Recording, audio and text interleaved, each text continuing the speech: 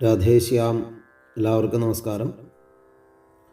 ശ്രീമദ് ഭാഗവത മഹാപുരാണം സകല പുരാണങ്ങൾക്കും ശേഷം വേദവ്യാസ മഹർഷി രചിച്ചതായ ദിവ്യമായ വളരെ മഹത്തരമായ പുരാണം ശ്രീമദ് ഭാഗവതം. ഇന്ന് വളരെയധികം പേര് ഭാഗവതം പഠിക്കുന്നവരായിട്ടുണ്ട്, പാരായണം ചെയ്യുന്നവരായിട്ടുണ്ട്. പക്ഷെ എല്ലാവർക്കും കൃത്യമായി ഭാഗവതത്തിൻ്റെ ഒരു ഘടന എന്താണ്, എന്തൊക്കെ ഭാഗവതത്തിൽ ഉൾക്കൊള്ളുന്നു എന്നൊന്നും മനസ്സിലാക്കിക്കൊണ്ടായിരിക്കണം എന്നില്ല.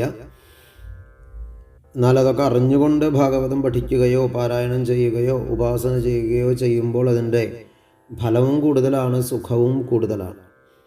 എന്താണ് ഭാഗവതം എന്നുള്ളതിനെ ചുരുക്കം ചില വാചകങ്ങളിൽ പറയാൻ ശ്രമിച്ചാലൊന്നും കഴിയുന്നതല്ല, മനസ്സിലാക്കാൻ അങ്ങനെ എളുപ്പത്തിൽ പറ്റുന്ന ഒരു ഗ്രന്ഥമല്ല ഭാഗവതം.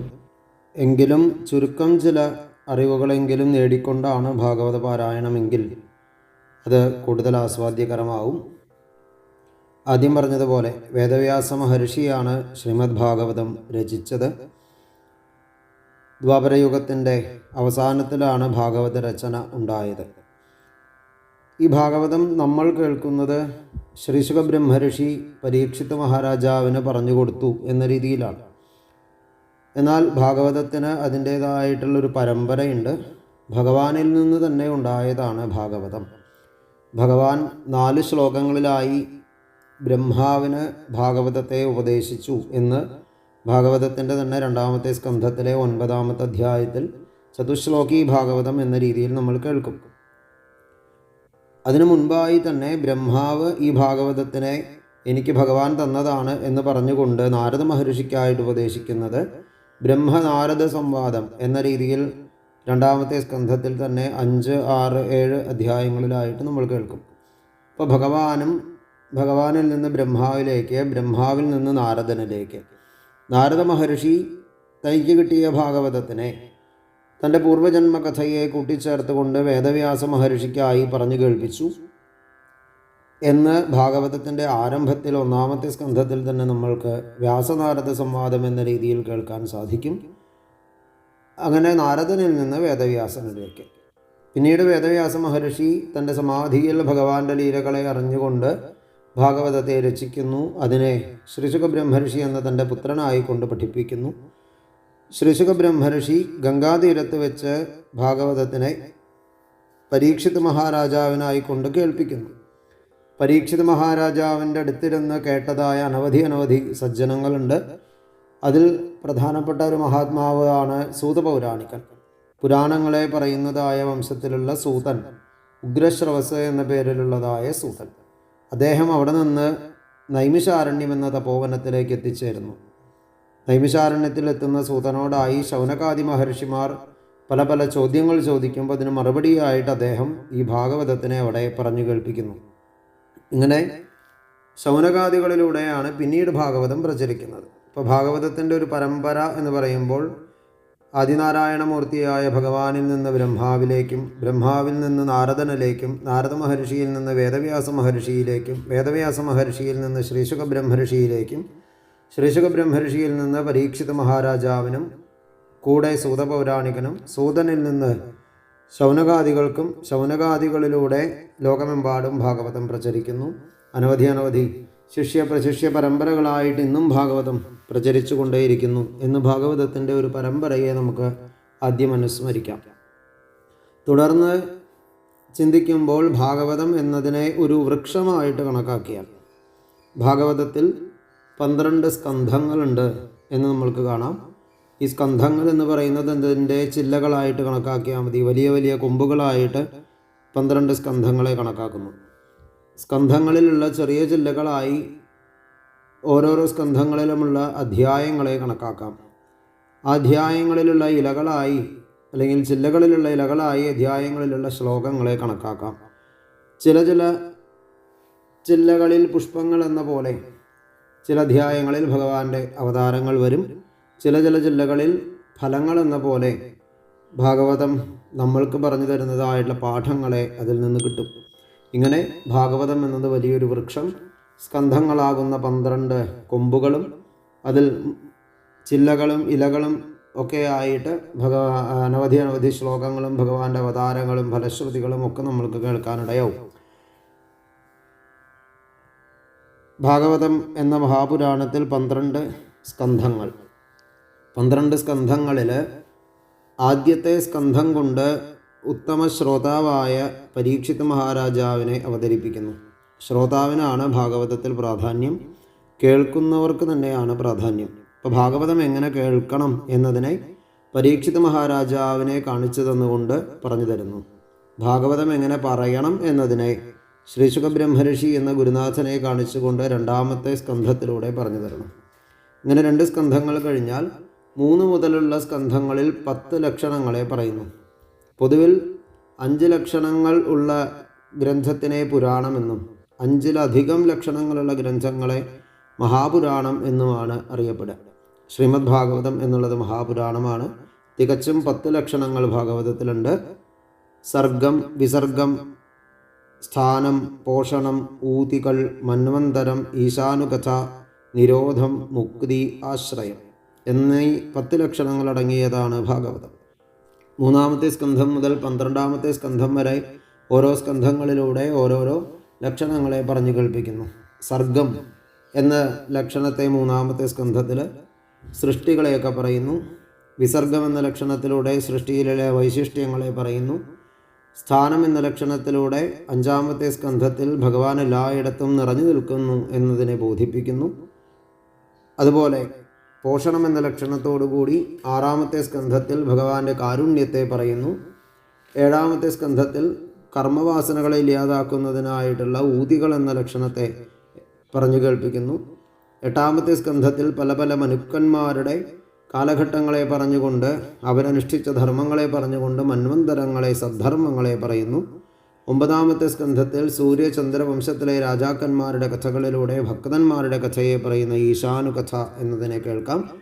10ാമത്തെ സ്കന്ധത്തിൽ ചിത്തവൃത്തികളെ ഭഗവാനിലേക്ക് തിരിച്ചുവിടുന്നതായിട്ടുള്ള നിരോധം എന്ന ലക്ഷണത്തെ പറഞ്ഞ് കൃഷ്ണലീലകളെ പറയുന്നു.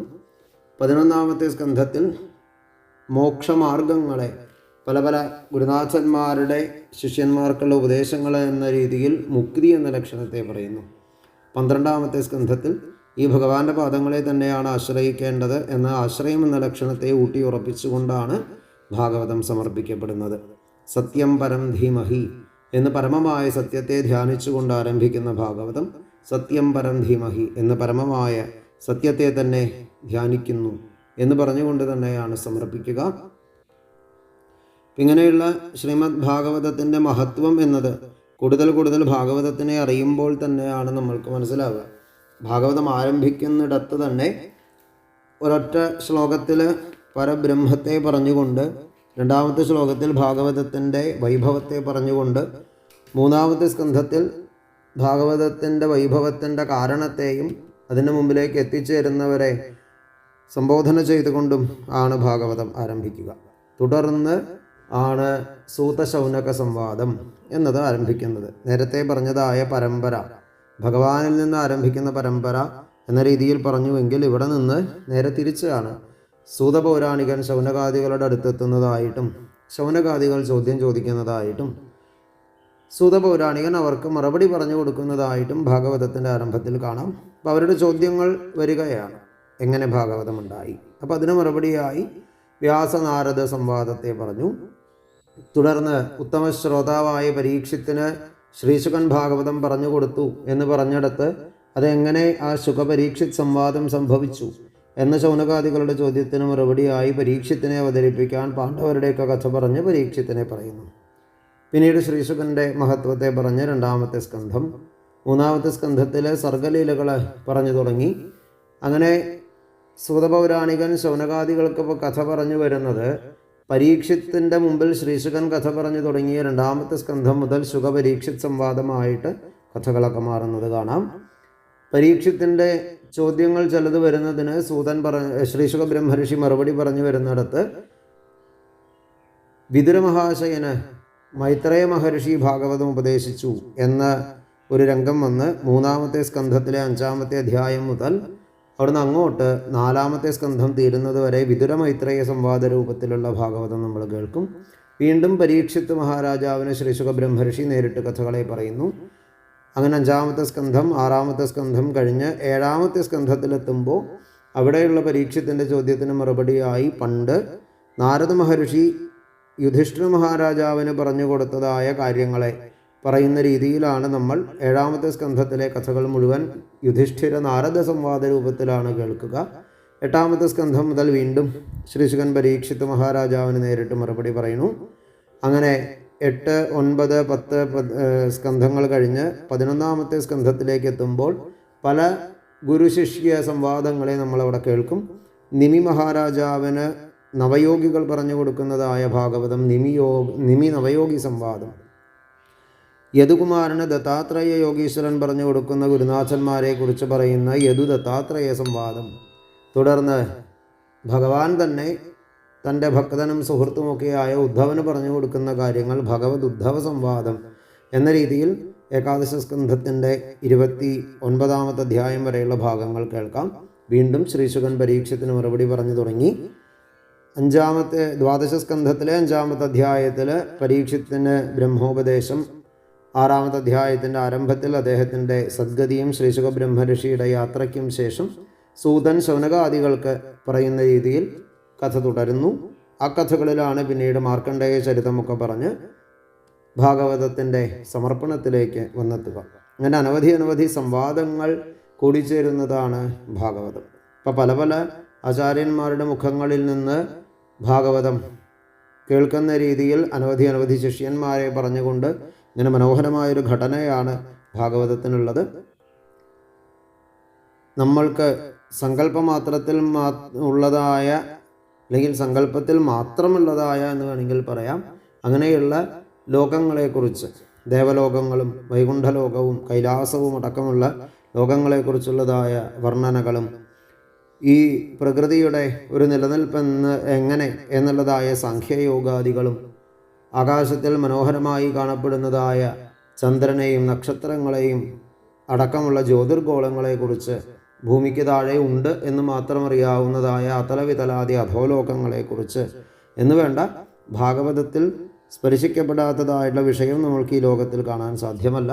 അത്ര കൃത്യമായി ഈ കലിയുഗത്തിലുള്ളവർക്ക് ഈശ്വരൻ എന്നതായിട്ടുള്ള ലക്ഷ്യത്തിലേക്ക് എത്തിച്ചേരാൻ എന്തൊന്നിനെ അറിയേണ്ടതുണ്ടോ അതിനെ മുഴുവൻ വേദവ്യാസ മഹർഷി ഭാഗവതത്തിൽ പറഞ്ഞു തന്നിരിക്കുന്നു. ചിലതൊക്കെ അറിഞ്ഞ് മനസ്സിലാക്കി ഇതല്ല ഈശ്വരൻ എന്ന് പറഞ്ഞ് തള്ളിക്കളഞ്ഞു വിടാനുള്ളതാണ്.